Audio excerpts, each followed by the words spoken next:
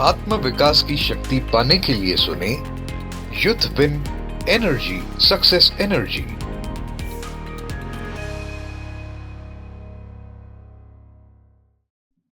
आज के युग के प्यारे नौजवान खोजियों, आप सबको शुभेच्छा, हैप्पी थॉट्स। आज के युग में कौन जवान है, नौजवान है, नया जवान जिसके पास जागृति का ज है। दयावान शब्द कहा तो जिसके पास दया है, जवान कहा तो जिसके पास ज है, जागृति है। इसी जागृति को बढ़ाने आए हुए खोजियों, आप सबको शुभेच्छा, हैप्पी थॉट्स। कहानी विवेक की है। आज सबको पता होगा कि 12 जनवरी किस उपलक्ष्य में मनाई जा रही है। युवा राष्ट्रीय युवा दिवस किस लिए मनाया जाता है? स्वामी विवेकानंद।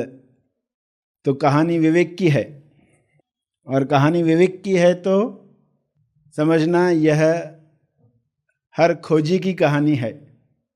विवेक जगने के बाद ही खोजी शुरुआत करता है, उसे खोजी कहा जाता है, क्योंकि विवेक पैदा हुआ 12 जनवरी। नरेंद्र दत्त का जन्म हुआ। विवेक पैदा होना यानी खोजी पैदा होना।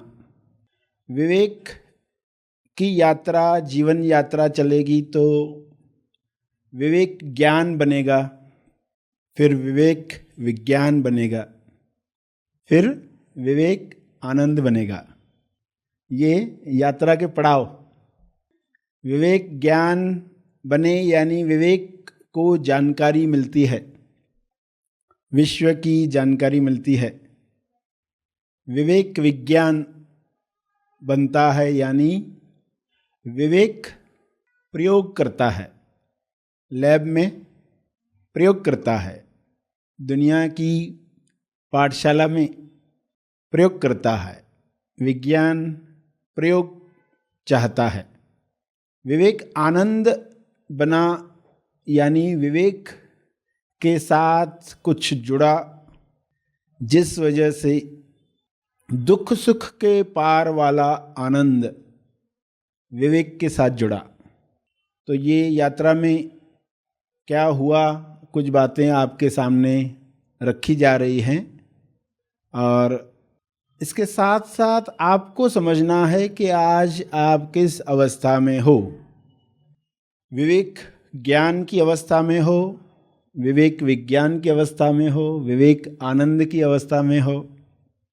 जिस भी अवस्था में हो, उसका अगला कदम क्या है, कैसे अगला कदम लिया जा सके, ऐसी क्या समझ हमें किसी का जीवन पढ़कर सुनकर पता चलता है, जो हम अपने जीवन में ला सकते हैं। जैसे बताया, विवेक की कहानी खोजी की कहानी है, और विवेक जब पूरा खिला तो विवेकानंद की शिक्षाओं ने युवा वर्ग पर असर किया। तो उनकी शिक्षाओं में उन्होंने जो ऑब्जर्व किया युवाओं को देखकर कि युवाओं में किस चीज़ की कमी है, उस पर उन्होंने अपनी शिक्षाएं दी। क्या कमियां देखी? निडरता और साहस की कमी। निडरता और साहस की कमी, निराशा की भरमार। नरेंद्र दत्त स्वामी विवेकानंद बनने के बाद युवाओं को कहा कि आपका शरीर फौलादी हो, नसें लोहे की हों। फौलादी शरीर क्यों चाहते थे? उन्होंने बल पर जोर दिया। निर्बलता पाप है, ये लोगों को बताया। आज के युवा किस निर्बलता में हैं, उन्होंने चारित्र बल, बाहुबल, मनोबल, आत्मबल पर बात की। ये बल इंसान के बढ़ने चाहिए, क्योंकि बलवान इंसान ही मन का स्वामी बन सकता है। स्वामी विवेकानंद, स्वामी शब्द क्यों जुड़ा उनके नाम के साथ? क्योंकि वे स्वामी बने। स्वामी यानी मालिक, मन के मालिक बने। तो ये शिक्षा है वो दे पाए। नरेंद्र, जब कोई ज्ञान चर्चा चलती या कथा चलती रामायण या महाभारत पर, घर में लोग जैसे आते हैं बातचीत करते हैं, तो जब भी ऐसी चर्चाएं हो रही है तो वे बिल्कुल शांत बैठ जाते हैं। या कभी घर में जो मूर्ति रखी जाती है आरती पूजा करने के लिए, तो वहाँ ध्यान मग्न हो जाते। यानी रजोगुण उनके अंदर कूट कूट कर भरा हुआ था, क्योंकि जिस बच्चे में रजोगुण है वो बैठ नहीं पाता। मगर ये बात उस वक्त लोगों को समझ में नहीं आई कि वे बैठ कैसे पाते हैं ध्यान में, छोटी उम्र में ध्यान में कैसे बैठ पा रहे हैं। या रामायण महाभारत ऐसे विषयों पर जब चर्चा होती है तो वे कैसे चुपचाप बैठ जाते हैं, क्योंकि वहाँ सत्व गुण भी कार्य कर रहा था, मगर रजोगुण प्रधान था। रजोगुणी आप जानते हैं जो दौड़ता है, बैठता नहीं है, उसे कार्य चाहिए। आज की युवा पीढ़ी में तमोगुण अगर बढ़ रहा है तो कुछ सीखने वाली बातें हैं कि रजोगुण और उसके साथ सत्वगुण ये कैसे मदद करने वाले हैं। वे ध्यान में बैठे हैं तो ध्यान मग्न हो जाते हैं। वो आश्चर्य था, मगर उस वक्त माँ को क्लियर नहीं था, पिताजी को क्लियर नहीं था, भाइयों को क्लियर नहीं था, बहनों को क्लियर नहीं था कि किस चीज़ की तैयारी चल रही है। तो तमोगुण आज की युवा पीढ़ी का श्राप है। तमोगुण से बाहर आने के लिए हमें प्रेरणा मिले। जीवन चरित्र आप पढ़ते हैं, ऑटोबायोग्राफीज पढ़नी चाहिए आज की युवा पीढ़ी को, ताकि पता चलेगा कि लोगों ने किस तरह कार्य किया है, कैसे वे अपने तमोगुण से बाहर आए हैं। या रजोगुण था तो सत्व गुण बढ़ाकर कैसे वे पृथ्वी लक्ष्य प्राप्त कर पाए हैं, पृथ्वी पर आने का उद्देश्य कैसे लोग प्राप्त कर पाए हैं। तो ऐसे संदेश सुनकर सभी को प्रेरणा मिलती है। अलाइनमेंट से ही घटनाएं होती है। सारे विश्व में जो भी घटना हो रही है उसमें अलाइनमेंट हुई रहती है, उसके बगैर कोई घटना हो नहीं सकती। आप चाहते हो कि मुझे फला फला चीज़ मिले, स्वास्थ्य मिले, पैसा मिले, समृद्धि मिले, अच्छे रिश्ते मिले, बच्चे मिले, लाइफ पार्टनर मिले, तो ये मिले, और आपकी फीलिंग क्या है? फीलिंग है नेगेटिव, तो सुरमेल नहीं है। आपका मेल किससे हो रहा है? स्वास्थ्य न मिले उसके साथ परफेक्ट टैली हो रहा है। स्वास्थ्य न मिले, रिश्ते न मिले, समृद्धि न मिले, उसके साथ बिल्कुल टैली हो रहा है। मिले के साथ टैली नहीं हो रहा है आपका भाव। तो जब तक ये अलाइनमेंट नहीं होगी, सुरमेल नहीं होगा, तब तक वो चीज़ हकीकत में नहीं आएगी। तो इंसान ने ये देखना चाहिए, मैं जो चाह रहा हूँ और जो फील कर रहा हूँ, ये मेल खा रहे हैं क्या? दोनों मेल नहीं खा रहे हैं तो ये होने वाला नहीं है। रामकृष्ण परमहंस हमेशा सुरमेल में हैं। वे जिस उद्देश्य से हैं पृथ्वी पर फोकस्ड हैं, और वे चीज़ें हो रही हैं, वो घटनाएं चल रही हैं।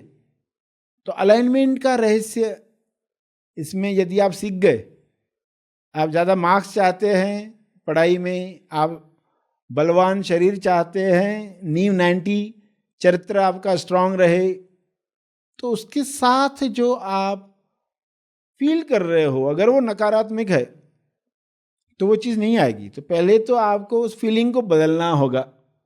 ये सब हो चुका है तो मैं कैसे फील करूँगा, उस फीलिंग में हम थोड़ी देर भी रहना शुरू कर चुके तो वे चीज़ें आने लग जाएगी। उन्होंने नौजवानों को कहा कि तुम्हारी बुद्धि रद्दी न हो, तुम्हारी बुद्धि रद्दी न हो, तेज हो, बुद्धि को तेज करो और बाहुबल बढ़ाओ, यानी व्यायाम करो, फौलादी बनो, नसों को लोहे की तरह मजबूत करो, तमोगुण से दूर रहो। शरीर घिस घिस कर मरना ज़्यादा अच्छा है बजाय तमोगुण में हजारों साल रहने से। हजारों साल शरीर जिए और तमोगुण में जिए, वो जीवन बेकार है। शरीर घिस घिस कर मरे, छोटी उम्र में मरे चलेगा, मगर इतना कार्य होना चाहिए।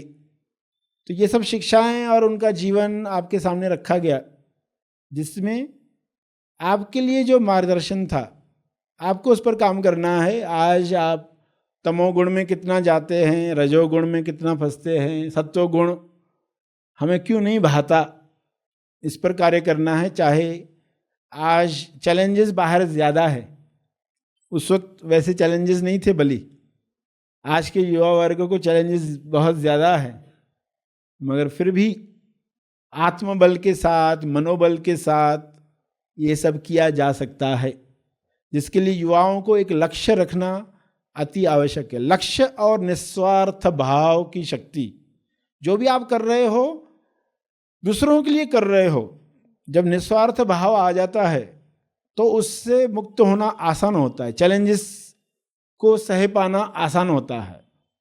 माया का प्रभाव जो है लोगों पर, लोग अपनी इंद्रियों को रोक नहीं पाते। क्यों नहीं रोक पाते? क्योंकि उनके पास लक्ष्य नहीं है। लोगों के पास बड़ा लक्ष्य नहीं है, जब वो तो बोर हो रहे हैं, उनको तो उत्तेजना चाहिए, उस उत्तेजना में लोग फंस जाते हैं।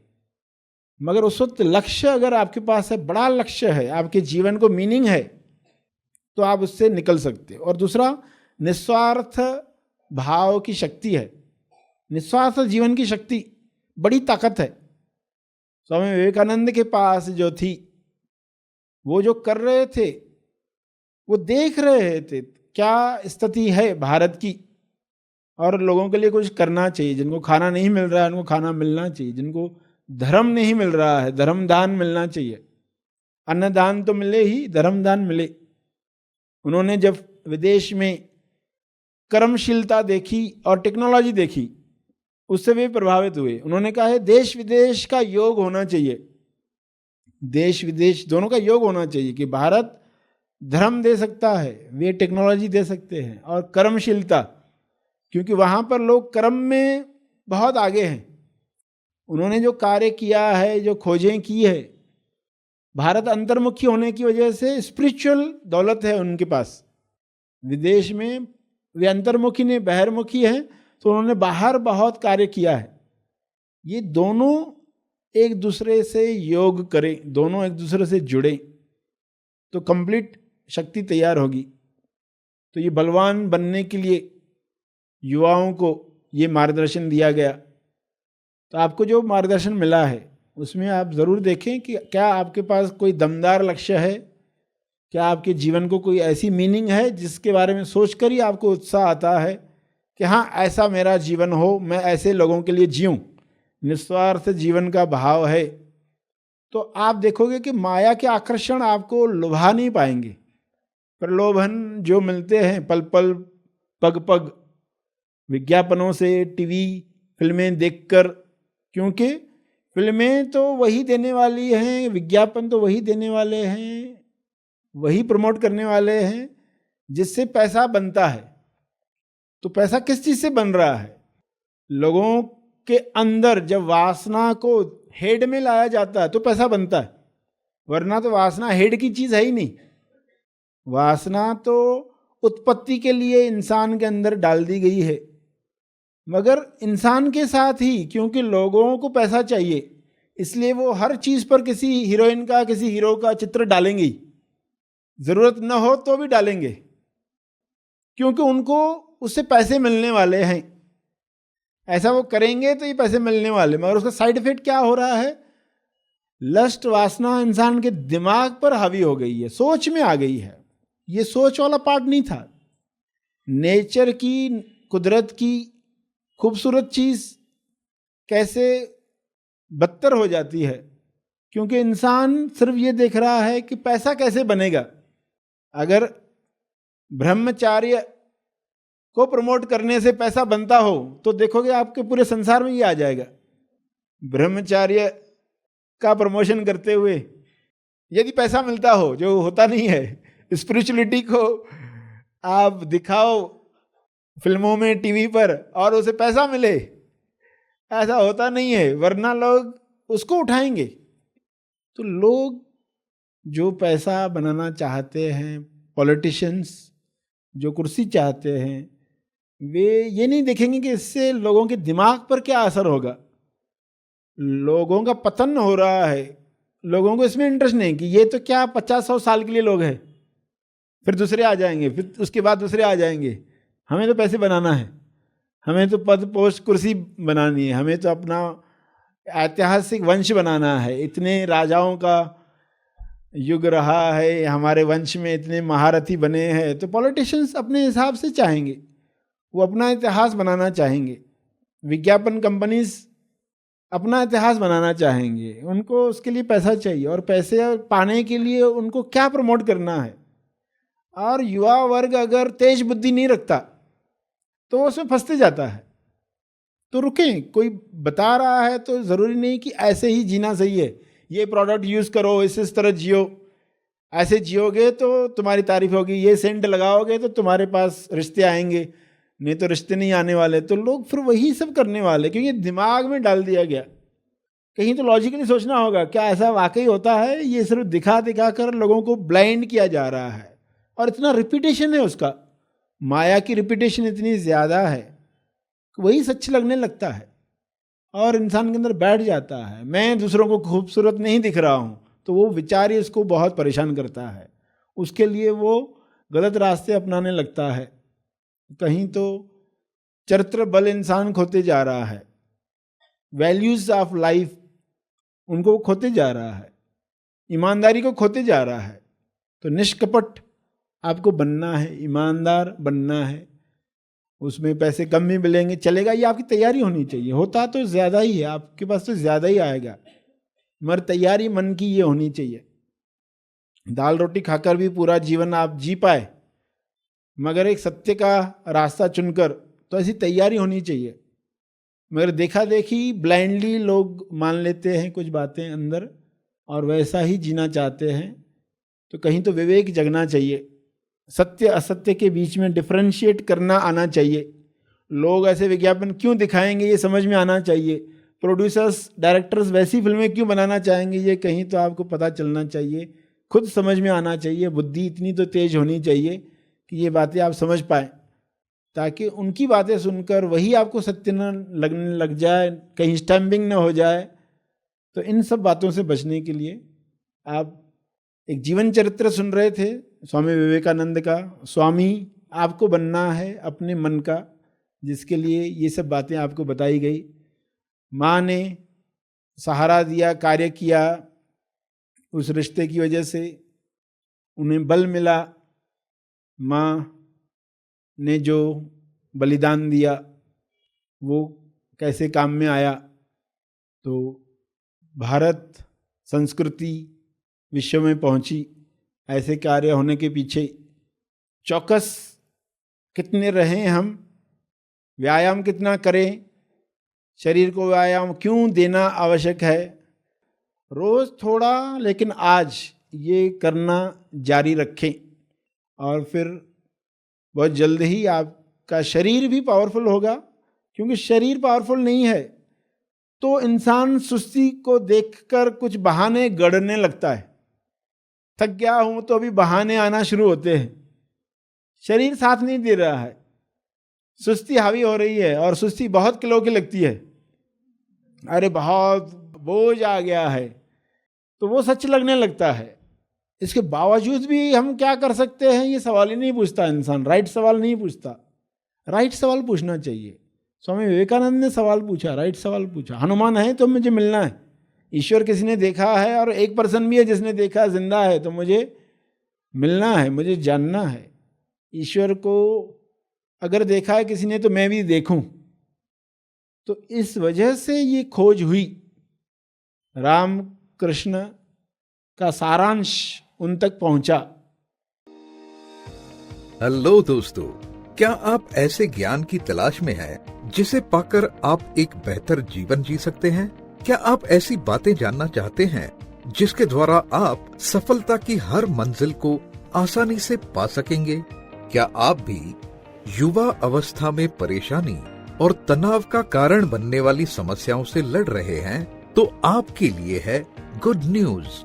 तेज ज्ञान फाउंडेशन आपके लिए लेकर आया है एक नया YouTube channel, youth win energy happy thoughts. यह चैनल यंगस्टर्स के इंटरेस्ट और जरूरतों को ध्यान में रखकर बनाया गया है।